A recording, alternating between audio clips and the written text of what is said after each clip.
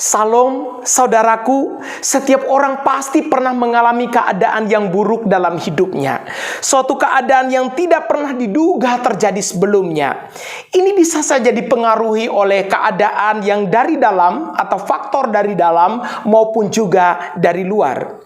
Saudaraku, peristiwa buruk yang dapat mengubah kehidupan untuk jangka panjang. Bila itu sedang terjadi dalam hidupmu, jangan buru-buru putus asa. Karena masih ada harapan. Ikutilah beberapa langkah berikut ini. Yang pertama, yakinlah bahwa Allah masih bersama dengan Anda.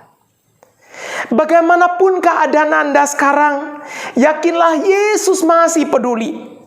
Anda masih terlalu penting bagi tujuan Allah hanya untuk dihancurkan oleh semua peristiwa dan situasi yang tidak mengenakan yang sedang menimpa. Saudaraku, hidup kita belum selesai. Apapun peristiwa yang terjadi, betapapun sakitnya, pedih dan kecewanya hidup kita, Allah masih peduli dan Ia selalu bersama dengan kita. Perkataan Kristus saat Ia naik ke surga dalam Matius 28 ayat yang ke-20 demikian. Dan ketahuilah, Aku menyertai kamu senantiasa sampai kepada akhir zaman. Perkataan ini tidak pernah diingkari. Ia selalu bersama dengan kita dalam situasi yang berat dan buruk.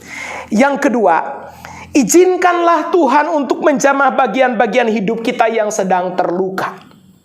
Iblis ingin mengubah masa depan kita melalui serangkaian kejadian, peristiwa-peristiwa, segala pergumulan, tantangan, kekecewaan, kegagalan, dan berbagai macam hal.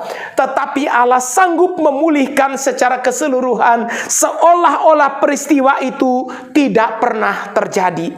Karena itu, izinkan Tuhan untuk masuk, menyentuh, merawat, dan memulihkan bagian-bagian hidup kita yang sedang terluka. Dia sanggup memulihkan dan membuat kita kembali sebagai pemenang.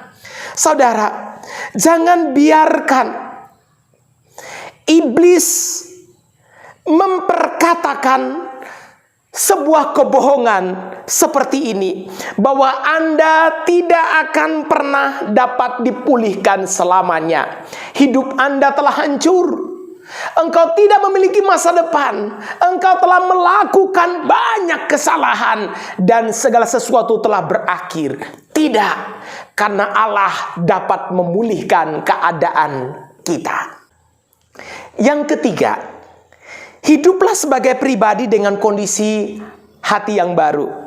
Saudaraku, langkah berikutnya yang harus dilakukan, mulailah menjalani hidup dengan kondisi dan hati yang baru.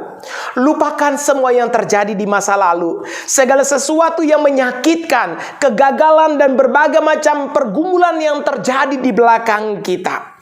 Tetapi fokuslah ke depan, kepada rancangan indah yang Tuhan sediakan untuk kita.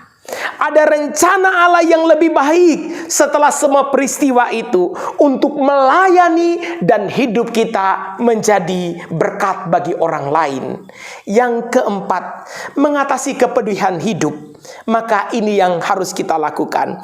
Percayalah bahwa Allah sanggup mengubah kutuk menjadi berkat.